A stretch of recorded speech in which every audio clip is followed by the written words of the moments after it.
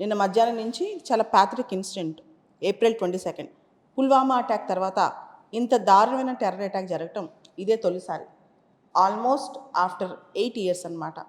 So Pahalgam terror attack Jammu కాశ్మీర్లో, southern కాశ్మీర్లో అనంతనాగ్ జిల్లాలో బైషరన్ అని చెప్పి ట్రెక్కింగ్ ఏరియా ఉంటుంది, టూరిస్ట్ డెస్టినేషన్ అనమాట. పహల్గామ్ ప్రాంతం అంటాం. చాలామంది టూరిస్టులు అక్కడికి వెళ్తారు. చాలా అద్భుతంగా ఈస్థెటిక్ అట్మాస్ఫియర్ చాలా ఉంటుంది అక్కడ. ట్రెక్కింగ్ ప్యారడైజ్ అనమాట అదంతా. సో ఆ టైంలో సడన్గా అడవిలోంచి చాలామంది టెర్రరిస్టులు వచ్చేసారంట. వచ్చి వీళ్ళందరినీ చంపేశారు, అక్కడున్న టూరిస్టులని. 26 మంది ఇమీడియట్గా చనిపోయారు. దానిలో 2 ఫారినర్స్ కూడా ఉన్నారనమాట. So very secret and hidden attack అనమాట.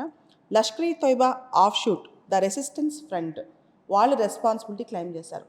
ప్రధాని మోడీ గారు ఎవరైతే సౌదీ అరేబియాలో ఉన్నారో ఆయన ఇమీడియట్గా తన పర్యటన ఆపేసుకుని ఇండియాకి తిరిగి వచ్చారు.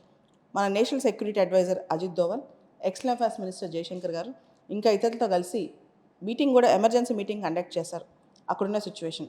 అయితే చాలామంది ఇంజూరీస్ కూడా పాలయ్యారనమాట, గురయ్యారు. దాంతో ఎవరైతే ఇంజూరీస్ అయ్యారో వాళ్ళలో కూడా కొంతమంది చనిపోయే అవకాశం ఉంది. గవర్నమెంట్ ఎగ్జాక్ట్గా ఎంతమంది చనిపోయారన్న వరకు ఇంతవరకు అఫీషియల్ డేటా ఇంకా ఇవ్వలేదు.